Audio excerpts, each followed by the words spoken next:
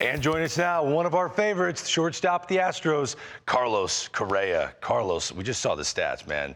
What happened that you just flipped a switch and became the megastar that you were in previous years in October? Yeah, in October, man, just my swing just clicked. I was battling throughout the whole year to find, the rhythm and the timing. And finally, that last series in Texas, I was able to find it. And then it translated to the playoffs. That first series in Minnesota, when I hit that opposite field homer, that's when I felt like everything clicked. And then after that, it was I felt like my swing was back to where it used to be. And obviously, it showed in the playoffs. Carlos, there's always a lot of transition in baseball. Year one with Dusty Baker, how did he fit in with your group of players? Oh, he fit in perfect. He's a player's coach. You guys know him very well. He's a guy that's always, happy, and he's always trying to help you with every single aspect of the game. He's base running with your swing. He's very knowledgeable. He's been around a lot of people that they're legends of the game. So when you sit down with him to talk, you can pick his brain and you can learn so much. So it was a great addition to our team. And Dusty's always been a great leader. And for some reason, it felt like you took that next step in a leadership role. When you showed up on the scene at the age of 20, you can't be a leader of men when you're 20 years old. But now, mid-20s, do you feel like you became that guy last year? Well, we got a lot of great leaders in this team. But, last year was a different year with COVID and everything. And, I during the playoffs, especially, we created a winning culture here and the atmosphere in the clubhouse.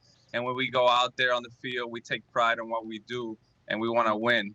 And, as long as you translate that to everybody in the clubhouse, the new guys coming in from different teams, the guys coming up from the minor leagues, that atmosphere is going to stay there in that clubhouse. It's going to keep building that winning culture that we have here. And, I want to make sure I do that with the young guys, especially last year.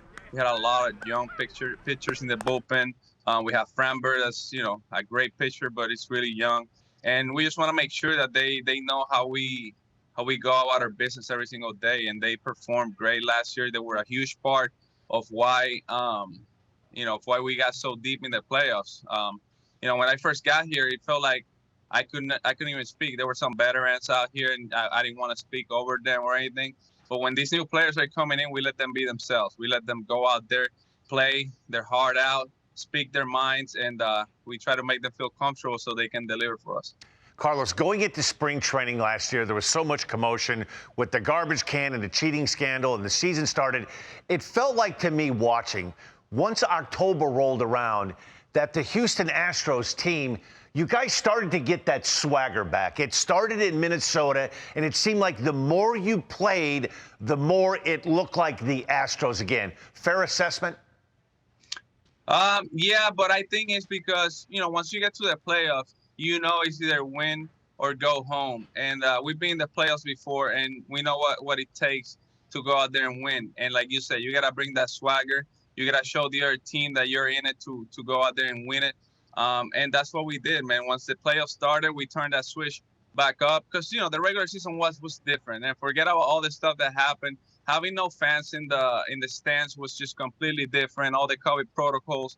It was not like a regular season. It was not what we were accustomed to playing baseball. Once the playoffs hit, it was either you win and you keep moving on, or you lose and you go home. And we didn't want to go home just yet. So, we did our best. And, the Oakland series was great, but I was more proud of that Tampa Bay series where we were down 3-0. We didn't give up. We found a way to get to Game 7. Unfortunately, we didn't get to a World Series, but it said a lot about our team. I have a bad knee, Carlos, and sometimes I get a feeling in my bad knee, and I can kind of see the future. I'm predicting a monster season for you, and I'm not alone. You're predicting a monster season for you. I've been reading all these things you're saying. Why are you so confident that you're going to have a huge 2021? Well, my body has felt as good as ever. I figure out what works for me. When I was young, like you said, when I met you, for me, it was just show up to the field and I'll eat and pick up a bat and go straight to the cage and just take hacks out of, from the first swing. And I learned the hard way that you got to prepare your body before you do all these things. You go to the gym, you warm up, you prep your body, you stretch, and do all the things that get your body ready to start your day. Now I know how to do that. My body has been feeling amazing since last year. You know, I was able to play almost every game last year, and this year I feel like my body's in great conditions, and when I'm healthy, the numbers speak for themselves. I got a bold prediction all about Carlos Correa coming up at the end of the show. You're going to want to see that. Carlos, thank you so much for your time. Have a monster 2021, okay? Thank you guys for having me.